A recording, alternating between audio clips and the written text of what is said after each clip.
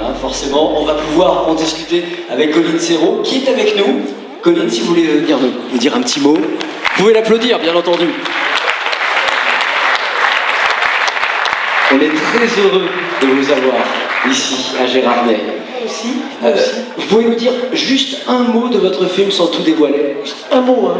Ouais. Ils ont envie de voir le film, pas tellement d'entendre parler. Ouais, c'est un film que j'ai eu envie de faire parce que je voulais faire une espèce de scanner de la société et de la France en ce moment. Et que comme la route, c'est notre espace collectif, j'ai choisi le biais de la route pour faire un film qui est un film sur l'humanité et qui est un film politique en même temps. Voilà, c'est à peu près ce que je pourrais dire du résumé. Voilà.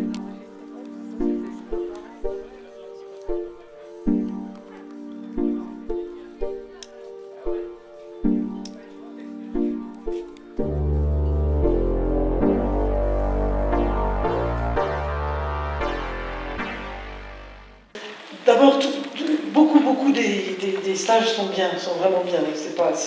Je les ai pas inventés, je n'ai pas fait de casting, hein, c'était un mélange de 8 stages. Maintenant, sur la diffusion, ça pose aussi le problème du financement de ce film. On aurait adoré, hein, on a quand même toujours considéré que ça serait un film de cinéma, parce que c'est une démarche cinématographique, c'est une écriture, c'est une vision du monde. Mais on a espéré beaucoup que les chaînes de télévision seraient coproductrices de ce film, et on a demandé absolument à toutes les chaînes, et on a suivi un refus absolu de toutes les chaînes. Donc, si vous voulez, ça ne passera pas en télévision.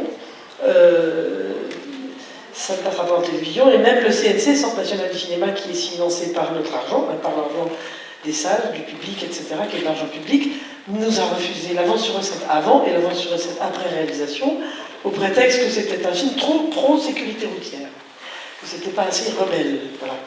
Donc je pense qu'eux sont plutôt les lécheurs de derrière des lobbies et que nous sommes les rebelles. Donc voilà, ça veut dire que ce film sera diffusé en salle, ce qui, pour moi, la salle, c'est mon l'espace naturel, c'est chez moi, c'est ma vie, les salles de cinéma. Et j'ai fait maintenant déjà un tour d'une trentaine de salles, et j'ai rencontré des directeurs de salles et des directrices de salles qui sont vraiment formidables et qui défendent bec et ongle, avec bec et ongle le film, qui défendront, j'espère, même si on n'y trouve pas son public tout de suite, parce que c'est pas évident de faire venir les gens à ce film. Mais c'est vrai qu'il y a encore, grâce à tous ces gens qui se battent pour le cinéma, pour le cinéma d'auteur, il y a encore un espace de liberté dans notre pays. Je ne désespère pas qu'un jour, quand même, les télés se réveillent et le passent, mais enfin, il faut regarder qui les finance aussi. Hein, on est en face de 3 énormes lobbies, hein, la bagnole, le téléphone et l'alcool. Donc là, je veux dire, encore, c'est chouette, je ne suis pas fini dans un fossé, donc tout va bien. Mais sinon, voilà, c'est le public qui va faire exister ce film, quoi, en fait. Voilà. Mais déjà, il y a des sous-préfets qui s'occupent de ça, qui veulent. Je sais qu'il y a dans le sud-est des gens qui veulent organiser des projections, et l'éducation nationale s'y intéresse énormément. Donc, à mon avis, maintenant le film il est là, et puis les gens vont s'en emparer, ou pas, mais j'espère.